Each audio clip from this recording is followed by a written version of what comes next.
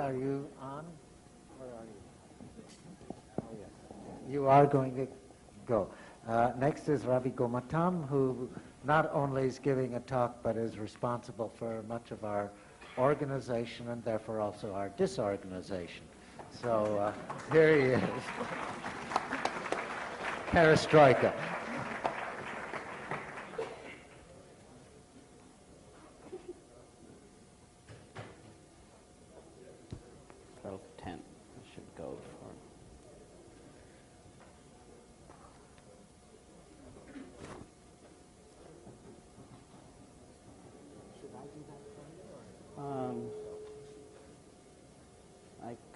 I suppose I'll try it from here. It seems. Yeah, thank you very much. Hello, everybody. So,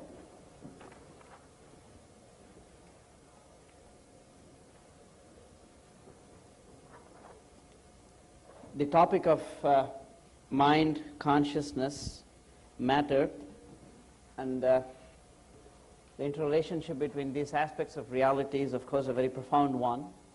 It has occupied the attention of mankind for a long time. So I don't hope to be able to provide any definitive answers, but specifically from the context of work with an artificial intelligence, I hope to be able to present to you some discussion which should give us some possible ideas for mind and consciousness. The lecture should go, the presentation should go in 4 phases. In the first phase, I shall review some problems of AI and try to extract some pointers. In the second phase, I'll give a very brief review of materialistic theories of mind. And in the third phase, I shall propose a new concept for mind in terms of symbol processing. Specifically, mind as a level of symbol generation, and just briefly talk about the potential applications of this idea.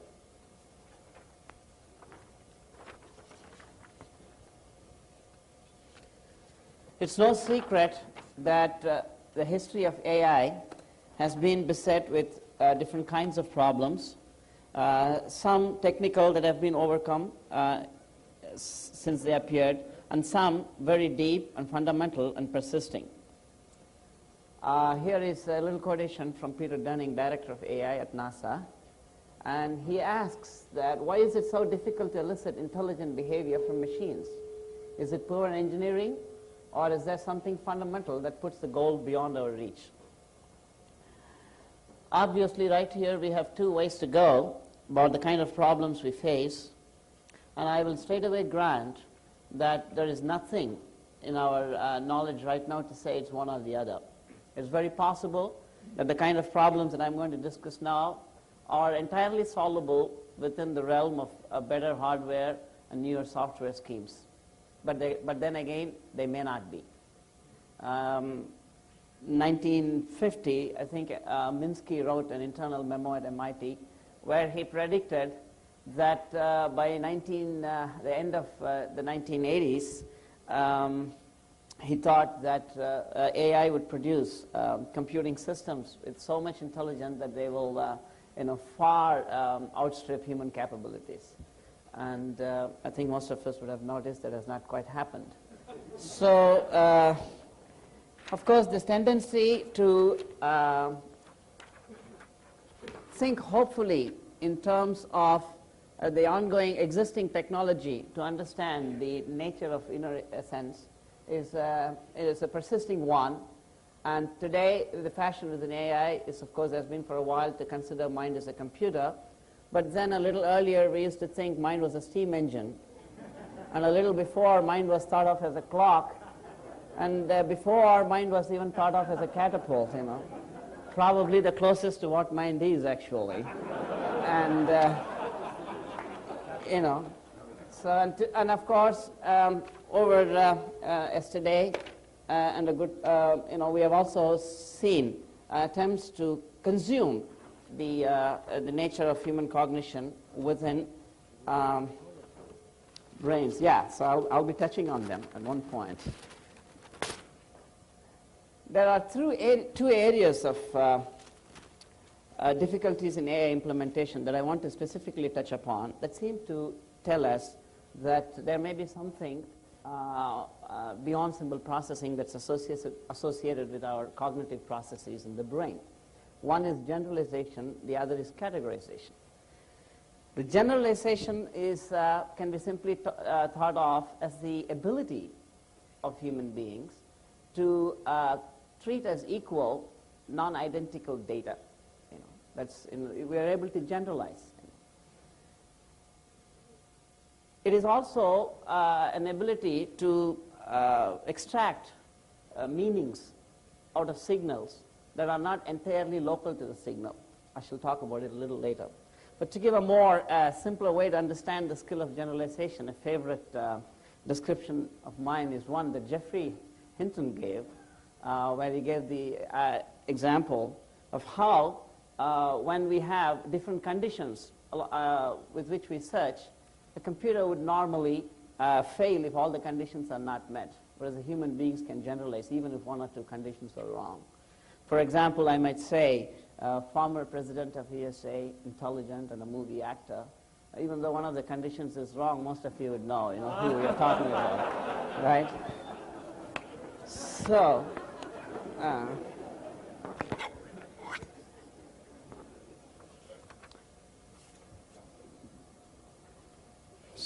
here is a little bit of a more closer to AI kind of example. You see a picture. Most of you might be familiar with this. And this character could be a stylized A on an H. And depending upon the context, we see this as an A or as an H. Now, there are fundamental difficulties in developing a generalized way of treating this class of problems. Of course, we have specific areas where knowledge-intensive methods are implemented that can do this.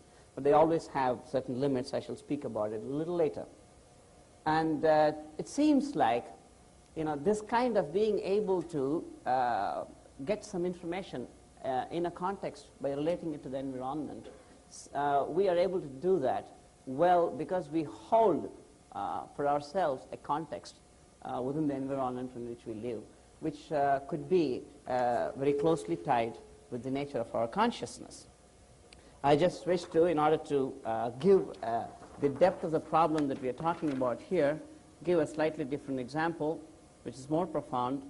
This is in Edelman's book on neural Darwinism. You see a picture like this. You see something, and when you see the poem that's attached to that, a whole different kind of meaning emerges. So it's not very, frogs eat butterflies, snakes eat frogs. If you see, there is a pig here, and the frogs are eating butterflies, and the snakes eat frogs, right? And man eat hogs, and you can see that. So it's now it's very difficult to see how this kind of thing actually we're going to be able to make a computational system work. Of course, I must say that there are a lot of ways in which there's partial success using what I tend to call as an enumerative approach. In this approach, we try to build as much knowledge about the problem domain as possible, and usually these three questions are asked. I hope you'll overlook the spelling mistake there. What knowledge is pertinent to your problem? How should that knowledge be represented? How and when that knowledge should be used? These are the kind of questions that are generally asked within AI. And I call this what I call as a knowledge-intensive approach. I think most of you can intuitively relate to the validity of this kind of a formulation, where we have systems where k tends to infinity and I tends to 0. We try to put as much of knowledge as possible, and obviously the amount of intelligence the system needs to have to solve a problem is very little. And this kind of approach does succeed in limited areas. I shall come back to this slide a little bit later. And however, it's much like most of you will be familiar with an ELIZA type of program, where you just search for sentence templates and there is the right kind of input-output pattern is established. But when you really see how the system is doing it, you see that all kinds of knowledge that's needed is built into the system, and the system is really not having what you would call intuitively intrinsic knowledge. It's just like probably two students who write an answer, a question paper. Both of them give the same answers. And you find one answered it himself, and the other person copied from the book. So although he got the right answers, you don't wish to say that he is, as intelligent as the other boy. So here is a very nice summary of the status from Feldman in Theoretical Issues in Natural Language Processing, where he's talking about how there then came a concerted effort, actually early efforts in machine perception.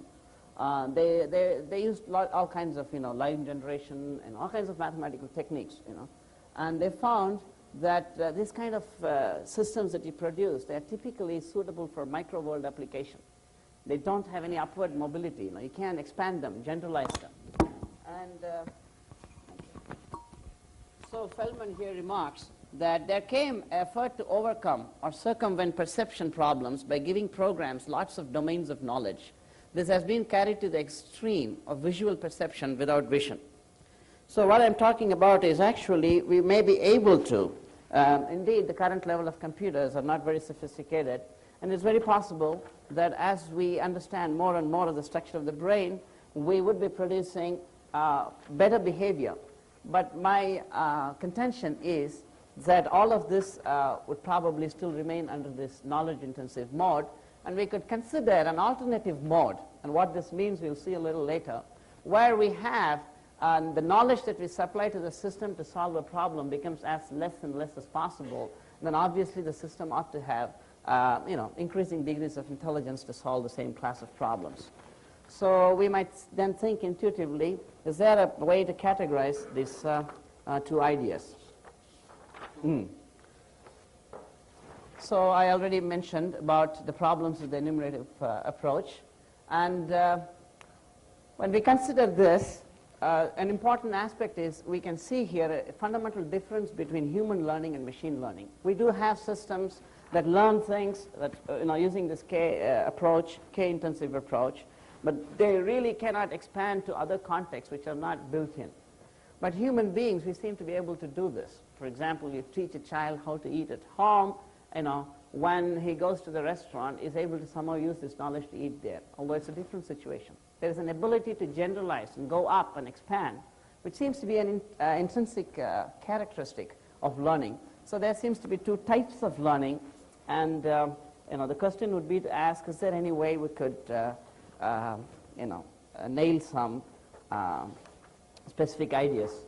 Now, this kind of generalization and learning that I talked to, oh, it's backwards. Started at 12:10, it's 12:15. This kind of learning techniques that I spoke about are actually also present and is experimentally observed even in birds and animals. Here is an excellent example that Edelman is quoting. Does anyone know where is the focus button? Anyway, here there is some experiments done by Sorella where the experimenter was able to train a pigeon to identify a particular type of oak leaf, which is not one of them, the top 3 rows of these oak leaves. And the pigeon was trained to identify one other type of oak leaf. And then the same pigeon was asked to choose the different strains of the oak leaf from other kinds of leaves that are similar, and the pigeon was able to do it in every instant. So, and there's an extremely important aspect of this that I think I would also read, that Edelman comments that if one is inclined to think that this finding was perhaps the result of some evolutionarily or ethologically determined ability, or a hidden cue not obvious to the experimenter, then one must confront Herrenstein's results demonstrating similar generalizing capacities of pigeons that were presented with images of water, of female figures, of trees, and even of fish. So even very low-level organisms that, at least let's talk about birds and animals, which apparently have, and I suppose even Searle agreed that his dog is conscious. He's not sure about frogs. But I suppose he wouldn't mind go down a little bit further and accept birds are also conscious. And so conscious systems seem to have this ability, which is remarkably completely absent in computing systems. That, okay. So let's see where we are going. Now, Edelman, of course, however, says, and obviously this means that systems that have brains must have some special capacity that systems that don't have brains don't have. So he argues that the reason why computing systems cannot do this kind of generalization, which we and even pigeons can do, is because brains actually are seen to have non-hardwired connections. A computer is typically hardwired, whereas the brains, he suggests that we have neuronal groups, and there is connections, intraneuronal, intergroups, and intergroup and intragroup connections that evolve even during our lifetime. So he suggests that this kind of, the evolution of connections in the brain throughout our lifetime is probably the thing that gives us the capacity to generalize. Now, I wish to argue, I wish to show rather, that here is a specific example. Oops, let me make it a bit more interesting. Here is a specific example of natural language processing, which I shall show a bit later, can be done by implementing the scheme of evolving connections by software, and still we have problems. And this is, here is a sentence. I saw the man on the hill with a telescope. And normally most of us would think of it as being this. This is a meaning. But it could also be this. Or it could also be something like this. Isn't it? Or it could also be something like this. That I saw the man on the hill. There were many hills. One hill had a telescope. Or it could be that you just met him on the street and he said, oh, he's the same man I saw the other day with the telescope, right? So that at the time of being spoken, the whole meaning sentence has a different context. Now, how would you extract this kind of a thing? Of course, this particular thing was presented, I think in 1984 at the AAA conference, and a scheme for this was also solving this class of problems was shown by the frame techniques. Could I just get my transparencies? Sorry, the pad of transparencies? No, next. No, before, right, that's right. I shall just try to show here how this can be done. I didn't quite make a slide because it needs to be shown in its evolving phase. So what we can typically do is that we can have a scheme where the system actually starts with no nodes, but it has a general scheme of trying to have nodes and then relate, have sub-properties in sub-nodes for each node, and then to start building connections and descriptions and things of the sort. So when a sentence of this sort comes, the system is trained to, can be trained by an expert to say, why don't you open 3 nodes, one for the telescope, and one for the seeing person, and one for the seeing person, right? And it, let's say, and then it's asking, okay, well, I still don't see any relationships.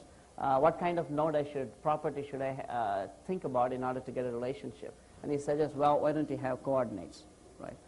Then it starts a node called coordinates, and then asks, give me the coordinates for the telescope, the seeing person, and those data are given, and in this way, the system develops. It's kind of a scheme, using frame techniques. It's done, and it does actually then interpret the system, pretty nicely. But then the same type of system was given something else, a sentence of this type, time flies like an arrow, right? And then it comes up with a straight interpretation. It doesn't say that there are some type of flies called time flies, and they're like arrows. Now, the real important point that I'm trying to make here, and I shouldn't dwell on it too much, is that when you have a K-intensive system, K-intensive system, the real point is that the system has a certain domain within which its knowledge is context relevant. It can actually sense context. But when it gets a new input for which its current knowledge is no longer relevant, it has no way of knowing that it has got something that it cannot deal with. So it actually processes it with the existing data and usually comes up with some undependable answer. This is actually a fundamental problem with expert systems, which is why you just can't go all the way, because they're undependable. This means that given any K-intensive system, which is a formal system, there are always undesirable propositions which are in principle within the system not noticeable. There's some kind of a remarkable echo of the Gödel's theorem, but I just, what it is, I suppose I would just leave it as, at this point. Okay, so then we go into the,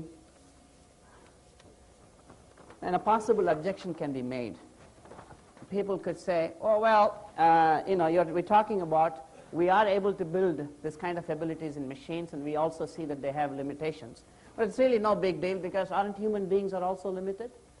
It's not that all of us can solve all kinds of contexts. The answer to this is a no on two counts. One is a little bit simple. That's the fact that, think of a simple example, like there's a child who goes to second grade, and you have a PhD in mathematics. Now, obviously, the person who has a PhD in mathematics can solve many, many problems that the child cannot solve. And so we say that this person knows much more mathematics than the child. But it's equally true that there's a whole class of problems that both of them cannot solve. Now, this doesn't mean that they are in the same category. So what I would suggest is actually the cognitive spectrum, is a broad one. And I would suggest that the I-intensive approach places us at one end, and the K-intensive approach is at the other end. We seem to be hovering more in this area than in this area. That's the point we are making. But none of us could claim that, we are all in this edge. We may be there, but we tend to go more this way than this way. This is the kind of fundamental difference I suggest that, we should acknowledge and try to account for in a theory of mind. Now, so we talk about, generally, of course, logical positivism is out of fashion, right? So people don't know, in that kind of a scheme, right, consciousness is an epiphenomena, it has a passive role, and it just simply arises as a function of structure. Now, materialistic theories since then have grown a little bit more sophisticated, and we try to say, no, we accept that the mind and consciousness, they do have an important role to play, but they are basically dependent on our, it's a function of structure. So, but one thing that we would notice is that no materialistic theory of mind can be consistently materialistic, in the sense that at some point of time, we ought to introduce certain assumptions that cannot be subsumed on a mechanistic basis. I'm saying that ad hoc non-mechanistic assumptions need to be invoked at one point or another. Without much comment, I'll just point out three things. We saw yesterday in Dr. Staff's presentation that in order to build a quantum theory of consciousness, he has assigned the quality of a field to the act. Now, we ought to ask, what is this field? It's not exactly consciousness, but it has got to be. So if you want to put a field there, why not consciousness? We don't know. But at least that's a minimal way in which we want to kind of steal some aspect of consciousness in order to start a theory of consciousness. So we might say that maybe there is some fundamentally irreducible aspect of cognition that we need to kind of throw in there in order to even start talking about consciousness. So why don't we then treat consciousness itself as that and start building a theory of cognition? That's a possibility. I also kind of observe, of course, I'm not very sure whether I'm representing Dr. Staff's idea properly, but this is what I think, and I might well be wrong.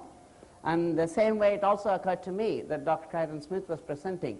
He was acknowledging the idea that consciousness cannot be purely an end product of evolution, suddenly. There got to be some precedent, some precursor for consciousness right from the beginning in order for that to appear at the, later. So if you don't want to postulate consciousness as something that's existing all times, let's say that something is proto-conscious. Now, another valiant way to actually try to subsume consciousness within the materialistic infrastructure is emergence theory, where we say that, oh, well, at some level of the structure, the thing comes up. But the real question to ask is the world completely mediated by the laws of nature or not? If it is yes, then whatever you call as emergent has to have some mechanistic basis. If not, why say emergence? One could argue like that. And of course, we also saw Dr. Searle yesterday give a very new twist to this whole attempt by saying that both naive, he suggested that, we just have to accept that consciousness exists in the brain, just as we have interest rates and football scores. Why even talk about it? So he's definitely fed up with naive dualism and naive materialism, monism, and he suggests let's be instead just naive. Is it? Okay.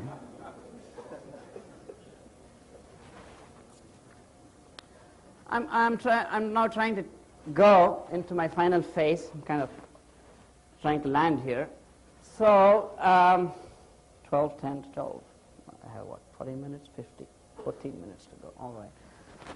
So one observation that we can make is that actually the brain behaves exactly like a computer. This is kind of a slight inversion, more along the lines what Searle suggested. The inversion is that we generally tend to think that the computer works like a brain. But actually, of course, we have designed a computer, the computing device has come up, quite without reference to the brain. And we see at some point in time, we see a lot of parallels now, because now we consciously try to borrow some ideas from brain structures. The brain behaves like a computer in the sense the brain executes a particular program just as a computer executes one of several stored programs. You see that. You go inside a computer, you turn it on, there's all kinds of programs, WordStar, Ventura, database, and you try to execute a particular program. The brain also, it's not that you see, suppose I reach out and grab this pen, it's not like the brain is constantly generating different kinds of motions, and then you suddenly grab and reach one. When a particular act is there, a whole specific sequence of action is initiated in the brain, and it goes. So the proposal that I wish to make is that just as a programmer instantiates the computer by a program, the mind instantiates the brain with a program. One could say like that. What's the evidence for this? It's practical experience. We can see that the mind is always contemplating, generating possible actions. This lecture is really boring. Should I go for lunch? Or, and if so, you suddenly see, you get up and walk away. Somebody says, yeah, it's boring, but I can't go to lunch because they won't serve lunch till the lecture is over. I made sure of that. Right. Now, incidentally, I was supposed to make that announcement, so. So you do something else. You yawn. So in this way, so the point is that the mind is constantly contemplating different kinds of activities, and then suddenly you seize on one activity, and the brain executes it. So to me, it seems like a credible scenario. However, an objection can be made. This objection is that people might say, oh, well, this is not quite true, because even if you're sitting in a place and silently thinking, you can still see that the brains, portions of the brain that are firing. So the answer for this is to say that even if it be that specific thoughts are also stored programs in the brain, still wading through and selecting specifically a program is an act of instantiation by the mind. Let me explain that. It's just like, let's assume that you start a WordStar program, right? And it comes up and it says, well, what do you want to do, on drive A or drive B? And you say drive B, and immediately you see the drive B is coming up, and then you say, what are the different kinds of... So you're actually wading through different types of things, which are all definitely programs stored in the computer. But every time, actually, the selection of a particular branch of the program is an instantiation that's being done by the programmer. And I don't think it's a very trivial point that you can really ignore. So why don't we draw upon this and also say then that mind is doing the similar kind of instantiation, in which case we can also relate to the fact that even as the mind is instantiating, the brain is still actually having, even when the mind doesn't instantiate, still the brain, one can actually think of brain activity. This is one way of looking at it. So what is the proposal here? Getting down a little bit further here. The proposal is that mind is actively generating the space of all activities. I think I'll just cut this out to make it more clear. The brain executes a specific act at any given time by the will of the mind. Let's say like that. So the idea that I really want to say is then that we have a situation of symbol processing. And that is actually the property of both the brain and the computer, this idea. And certainly, the computer is nowhere near in complexity to the brain. So there is a lot of room, even in the current level of symbol processing, to make heck of a lot of advancement by borrowing from the structures of the brain and doing things. It's certainly possible, and I think it's going to happen. It's already happening, and we'll make progress. And there will be a great category of problems in which we'll make further progress than we do now. But still, my feeling is that certain fundamental aspects of cognition will still remain intractable within the machine, as they have remained over the last 30, 40 years during the course of AI development. So the suggestion I like to make is, let's, since I propose that the brain is actually being instantiated by the mind, similarly, we need to have an instantiating structure within the computer, oh, thank you so much, within the computer that does the same job, And I call this level a symbol generation for some reasons that I hope to make it clear in the next few slides. And this level, of course, would require, I have made a note, and I shall elaborate on it a little bit later, material but non-physical, mind technology. the kind of work that Dr. John was doing and many others have done, and I suppose it should be a new genre of research, I would think. And I feel that actually the price that we wish to pay, let me rephrase it. The price that we want to avoid to pay in formulating a mind as a level of matter that interacts with the brain and instantiate it, in the fear that it may not be within the ambit of current science, is really not too high, because by doing this, we get a model for the way we work which is much less counterintuitive. We do that, we actually have intentions. We really see that there are certain ways in which actually we think and we control our body. And if it's probably pursued systematically, which I hope to do in the next few slides, I don't think it need to remain very elusive or like woolly. Now in the next few slides I'm trying to show some ideas. These are not exactly philosophical. At the same time, these are not scientific. Probably they are pre-scientific. It's just trying to point at a domain of possibilities. And it is by exploring these domains of possibilities that we can make progress. So the idea of the symbol generation that I want to invoke here is something like this. Consider an ordinary car. It's just, I'm trying to give an example. You have the chassis. Is that the way how you say that? Chassis. You have the chassis and the transmission system and the car itself, and that actually moves, right? But you see that there is basically it doesn't have the capacity to generate motion. That's actually in the engine. The engine is, of course, a very simple device. All you have is an piston that's going inside the engine back and forth, and it produces a small delta X motion, which is connected to the wheel, and it's just being linearly set out, and there is motion. So we see the structure here. The engine is constantly producing some basic unit of motion that's being applied to the body, and then there is motion. But then for this to go in a particular direction, you have clutch, gear, controls, and all these kinds of mechanisms by which you do it. So one can actually think of the cognitive structure for the human being in terms of the body, including the brain. And the mind is a generator of the space of, the general space of, activities, which in the subtlest term is thought. So one could think of thought as basically gross activity, but in a subtler realm. There's really no difference. And then the intelligence actually selects any one particular thought in accordance with some overall goal, and it's instantiated on the body-brain mechanism, and then we get what is called behavior. Of course, when a car is from here to there, the car itself doesn't know that it's going to Los Angeles. It's actually the driver who knows that. So similarly, we say that the perception of this particular pattern of some movement as behavior is actually done by consciousness. We can say that consciousness holds the context. The idea that I was telling you earlier, how the generalization and categorization skills need the ability to hold basically a context, which is a fundamental trait of consciousness. When you have this I, you can hold the context to your environment. So we can say that's related to that. That's an idea. If you want to really go into the symbol processing metaphor, this is actually what I'm saying is the brain is a symbol processing level, the mind is a symbol generation level, and the intelligence is selecting the symbols in accordance with the overall problem at hand, and that's actually the whole thing is guided by consciousness. That's an idea that we can consider. Now, of course, a question that one could raise, there are 2 points that I wish to point out here that are very important. The first is a traditional thing. Oh, are you going to introduce the little green man again? So the little green man argument, I think, is some kind of a straw man argument.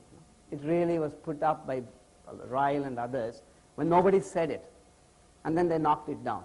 This is quite similar to seeing when you see a computer and it's doing some program and doing some wonderful response on an interactive, let's say an online program, and you say, gee, who made this program? And you say, well, so-and-so did it, Joe Blow did it. Really? Are you trying to tell me there's a little green man called Joe Blow sitting inside the computer? No. He's not a little green man inside the computer, but he's a little green man outside. It is there. So this actually the point we are talking about is that there are differences in ontology when we speak of mind and matter. It's just like I try to invoke. Let me invoke one more example. And in fact, I should have made a slide because there was two arguments to this I had. The second one I forgot. Maybe it'll come back. The idea, when I mean different ontological categories, is something like, you have, this is an example I often use, let's assume that you have a particular object in between two mirrors. And you see an infinity of reflections, right? Then you can ask, what is that, where is that image caused by? You say it's caused by this image. And you ask, what is that image caused by? By this image. Finally, you come to this thing and you say, what is that image caused by? The first one, by this object. And you say, well, it's in which mirror? The answer is, it's not in any mirror because it's not an image. It's a different kind of thing from, actually, the images. The same way, when we speak of a mind that interacts with the brain, the idea is that we're talking about another kind of conception of matter. This is a suggestion I'm trying to make. And of course, as you would notice, I'm stressing the fact that I'm proposing mind as a level of matter. It's not, consciousness, of course, necessarily in this ontology remains as something irreducible into matter, and therefore it's fundamentally of a different ontological category than the matter. So the scheme is that consciousness is there, that's different from matter, and at different levels of structures of matter, we see different kinds of conscious activities manifest. It's just like the idea I'm trying to give is like the gears. What gears? The relationship between gears and IC chips. Just take a look at that. You look at a Z80 microprocessor. In principle, the logic of the system can be reproduced with, gears and levers in a Babbage type of machine in principle. But if you want to really do that, you probably would end up with a machine that will occupy the whole of the planet, even if it had just 4 or 5 instructions in its instruction set, and consume power that's probably the whole of the universe cannot supply in order to operate it. So when you go into the level of IC chips, you see that you get speed and power advantages, which are because it's happening at a level that's different from this level. You can't take gears and hope to make them smaller and smaller and smaller and come to IC chips. The same way, you can't hope to take IC chips and make them smaller and smaller with nanotechnology and go to mind. No. You'll get better performance with nanotechnology, but you just won't be able to create mind, because to create mind, I'm suggesting you need to have basically, symbol generating capacities. Now, obviously, that's an aspect of which I have a lot of ideas. That's something that I'm working on. Some ongoing research that would require, a much greater elucidation. The time is short. The topic is very vast and profound.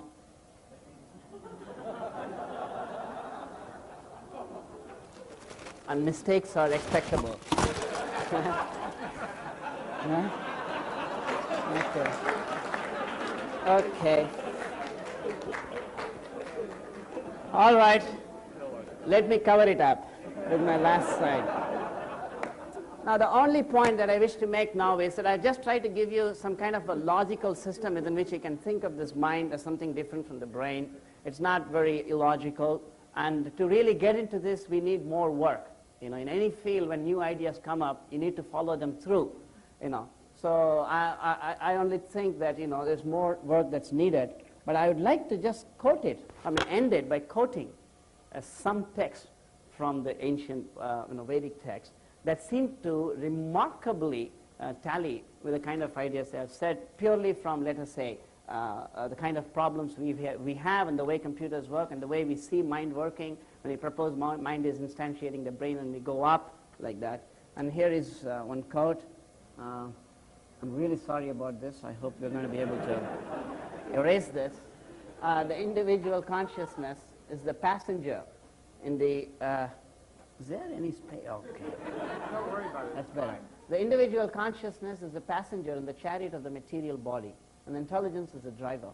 Mind is the driving instrument, and the senses are the horses. The self is thus the enjoyer or the sufferer in the association of the mind and the senses. So it is understood by great thinkers. And here is another statement from the Gita, the Bhagavad Gita, which says, solid is dull matter, in some sense. So the functioning body is superior to ordinary unstructured matter, but mind is higher than the structured matter, and intelligence is still higher than the mind, And the conscious self is even higher than the intelligence.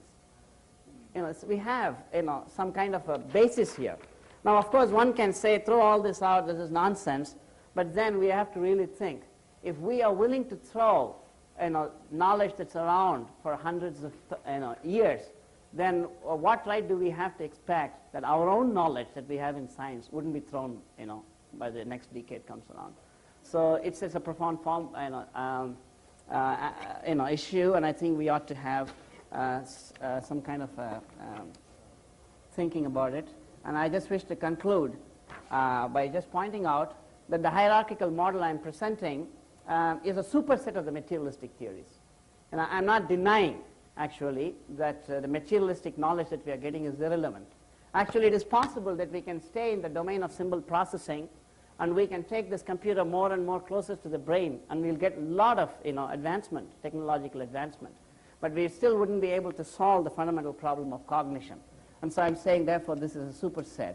And I'm saying that it provides directions also for potential mind research. And it is also, in its idea of consciousness, it's very relevant to the quantum measurement problem, which, of course, is again a whole different bag. And I just wish to claim that it's possible to do that. And also with this worldview, it's easier to relate this model to other observed phenomena, such as mind-brain interaction that John yesterday presented, and out-of-body experiences, near-death experiences, and things like that, which are really very well documented. So we can actually account for them without dismissing them. No hand-waving is required. And also, if one goes a little deeper into what is the consciousness that's being talked out there, one can talk about larger issues of life. So that is my presentation, and I'm open to now questions. Thank you very much. All right.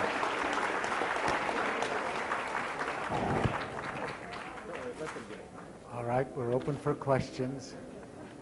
So, did I save some time? You did very well. All right. Okay. There are no questions.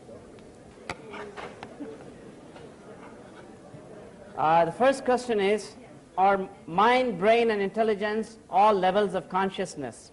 Is consciousness all-inclusive? Thank you. Before I start, I'd like to acknowledge Jean Burns, my friend here. She gave me a lot of help in actually preparing this talk and making it very focused, because it is a very big domain to deal with. I'd like to acknowledge that. Now with that, are mind, brain, and intelligence all levels of consciousness? See, the idea that now if I want to go a little further, is that actually consciousness and matter are two different kinds of energies. Okay. And consciousness, as energies, both have capacity to do work. This is the first idea. But consciousness, because it's sentient, can do work on its own and make matter work, but matter cannot. Very similarly to a driver of a car. The driver can move on his own or move through the car, but the car cannot move on its own. So when we really say, can machines think, the emphasis is often usually on machines or thinking. But I would like to shift the emphasis to can. It's like saying, can a plane fly? As opposed to what? A car. Well, if you mean that using a car you cannot fly, but using a plane you can fly, the answer is yes. But you say, can a plane fly on its own unlike a car? The answer is no. So when you say, can machines think? The answer is yes, if you say that if there is a suitable level of material structure by which consciousness can act, then consciousness can manifest itself as, thinking in its thinking phase. So what I suggest is consciousness is an integral, holistic domain of existence in which all qualities are intrinsically present, but they can be separated out into matter depending upon the structure of matter. For example, as conscious person, I can move, but I can impart that motion also to this. But in order to impart it, it must have proper structure. If it's too heavy, I can't do that. The same way, thinking is nothing but consciousness, but when manifested in matter at the level of thinking. So when I say mind, intelligence, and body, we really mean different levels of structures in which it is appropriately consciousness is manifest. Ultimately, it's consciousness. Just like if I throw this object, if I throw it from here to there, although the object is moving, the perception of that movement is in me, not in the object. So the same way, just like motion it doesn't have intrinsically semantic content. The pen doesn't think I'm going that way. That semantic content is a superimposition by my consciousness. The same way, thinking also has no semantic content. Thinking is simply a material process at a much subtler level. But that I'm thinking this way or that way is only meaningful to the conscious observer who is perturbing the mind. So another point is that when I throw this, actually, after throwing it, I can move separately. The same way, even though consciousness makes the mind think, the consciousness can still think independently. But that thinking is nothing other than consciousness. Actually, that's the principle of yoga. Although the mind is really thinking, you can actually detach yourself from that. So the mind may be happy or sad, but you can be above the duality. But in order to be able to do that, you have to have a very clear perception of all these different mechanisms. It's a very subtle subtle idea. Can a mind use a silicon-based artificial computer like it can use an organic brain?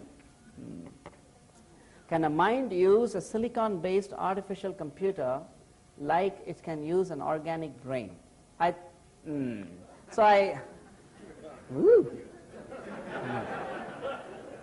a mind use so what he's trying to ask is, Can we program a computer?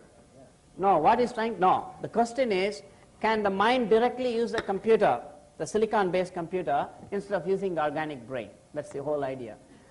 We do all the time when we program a computer. But can you directly program it without keyboard?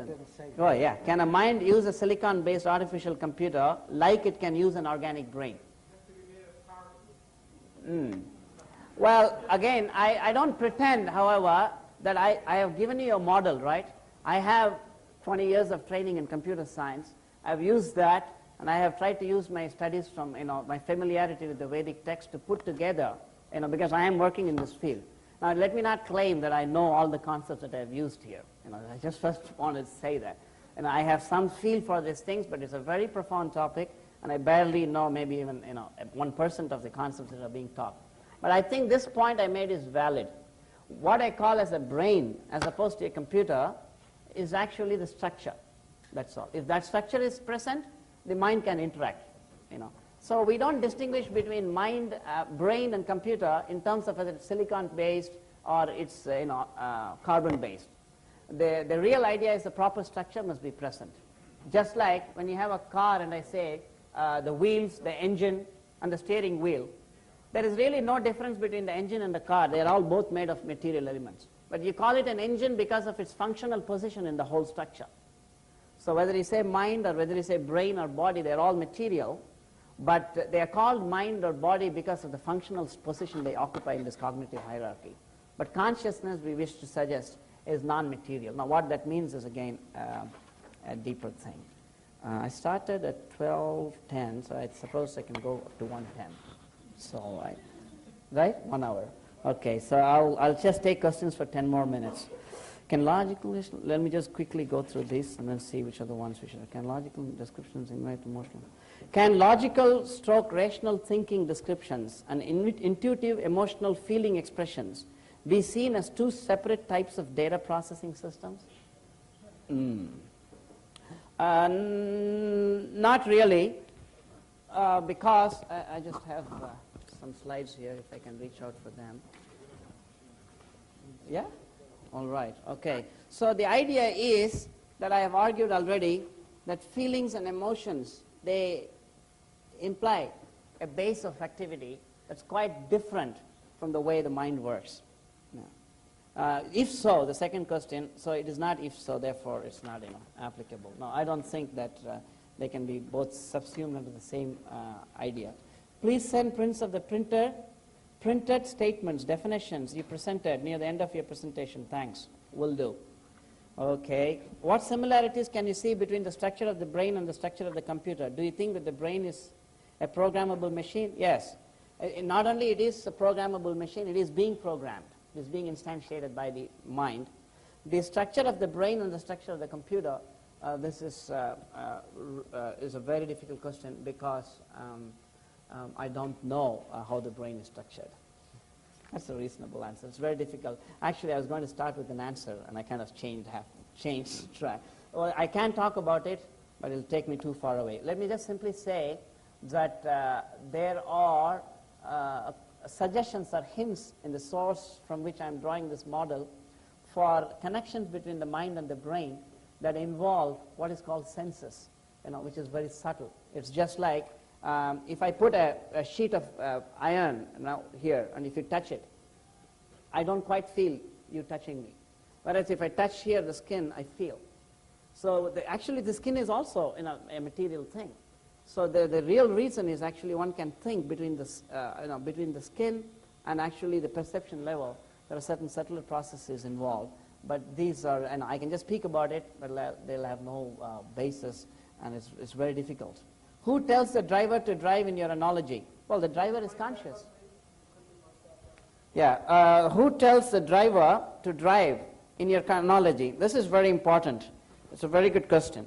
Actually, what it raises is intentionality. If movements and matter are not intrinsically intentional, then even if you concede causality for consciousness, how is it intentional? Now, the answer is consciousness, by definition, is conscious.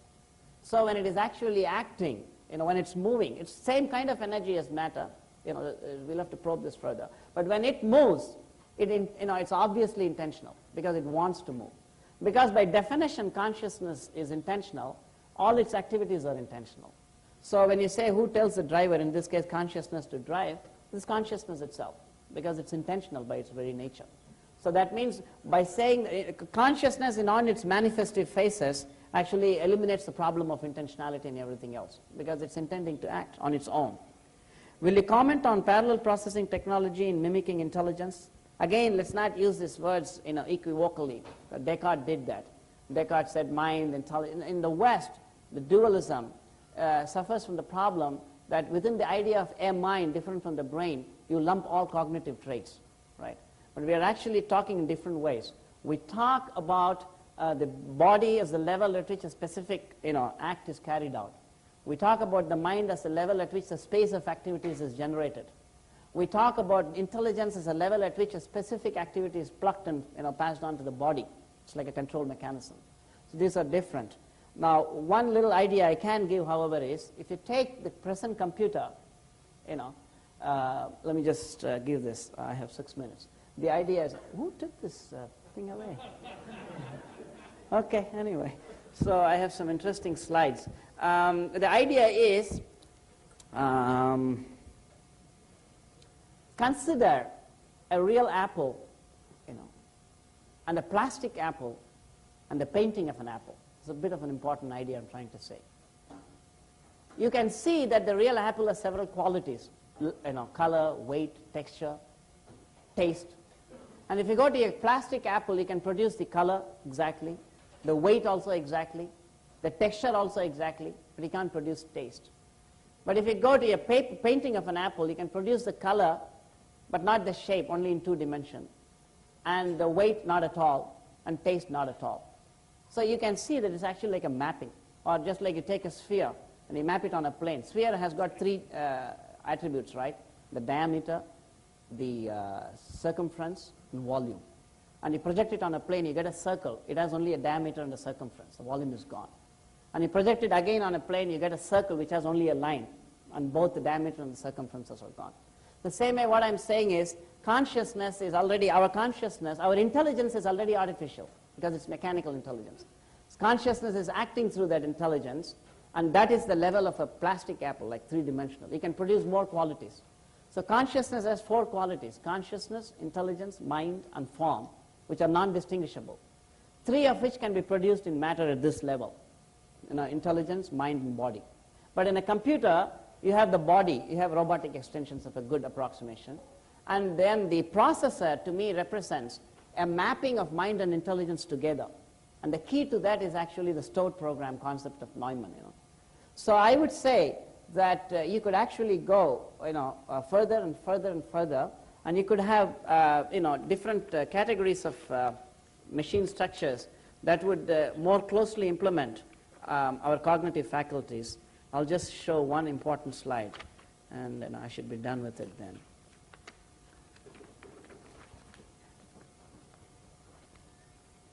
Oh, here it is.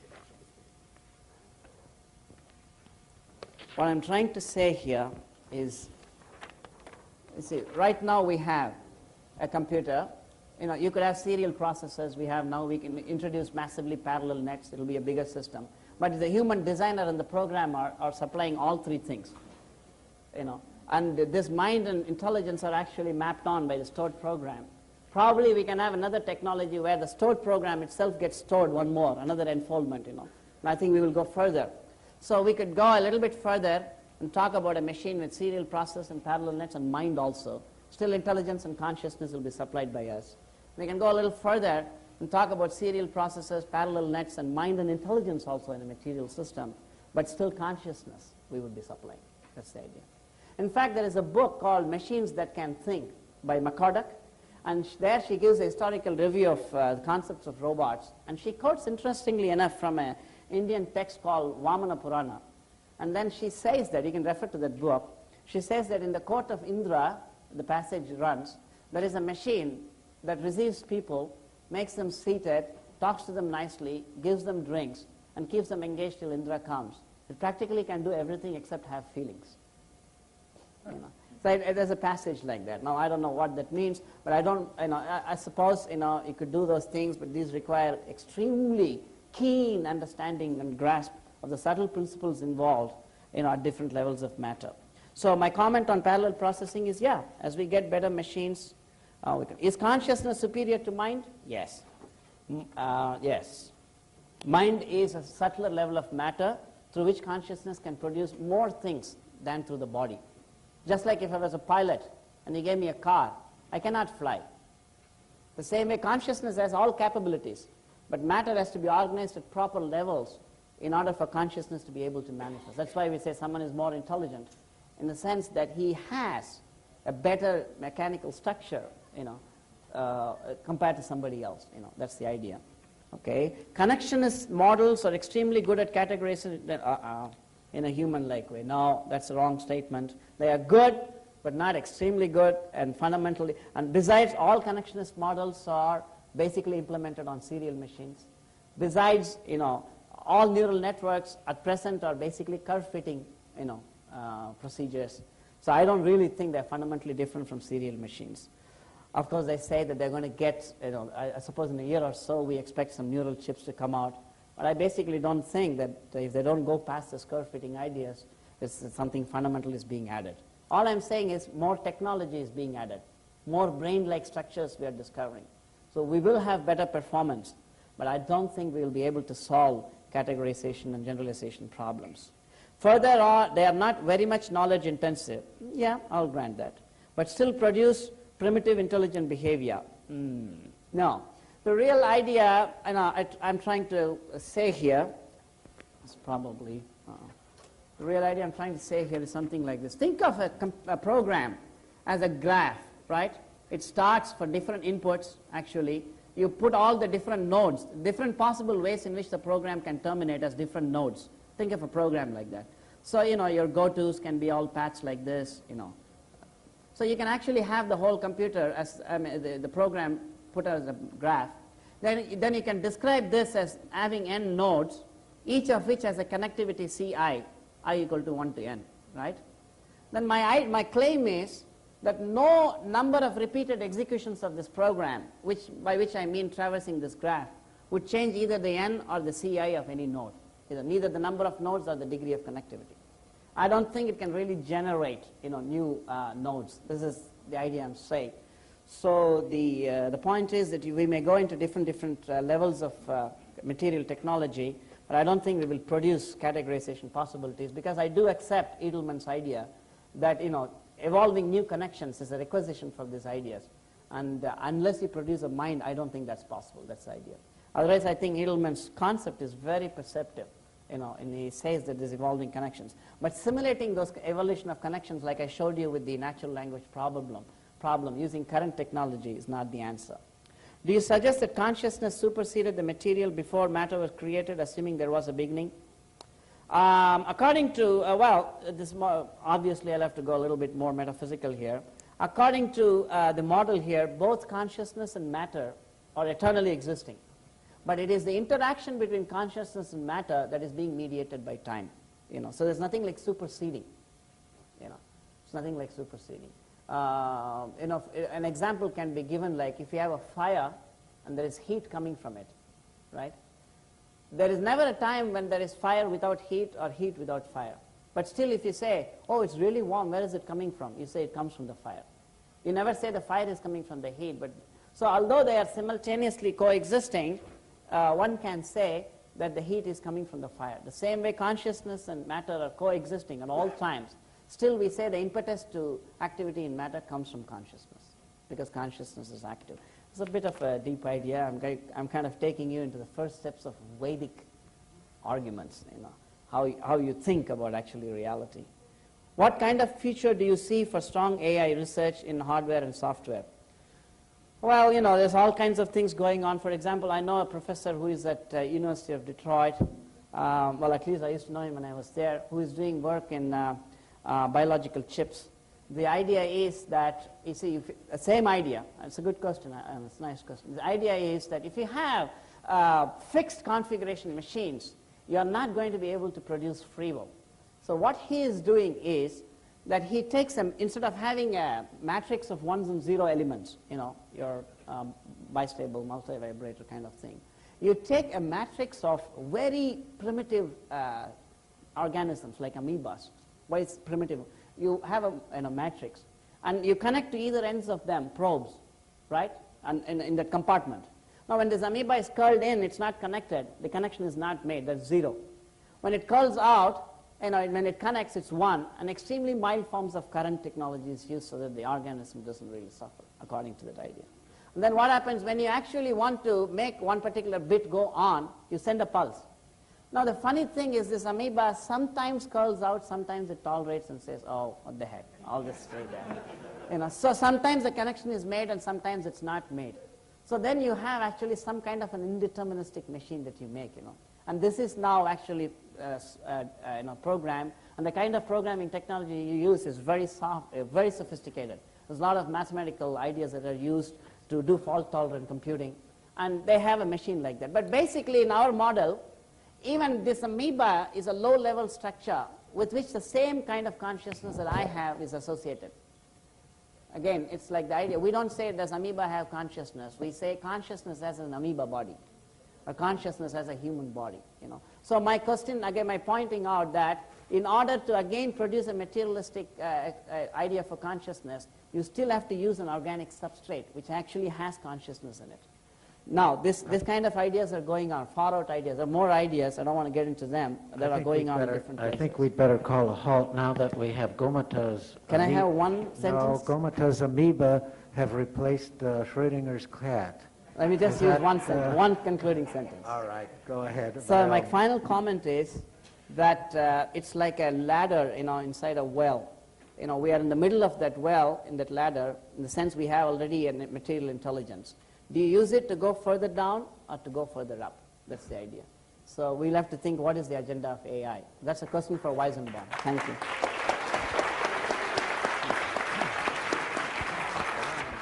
Very good.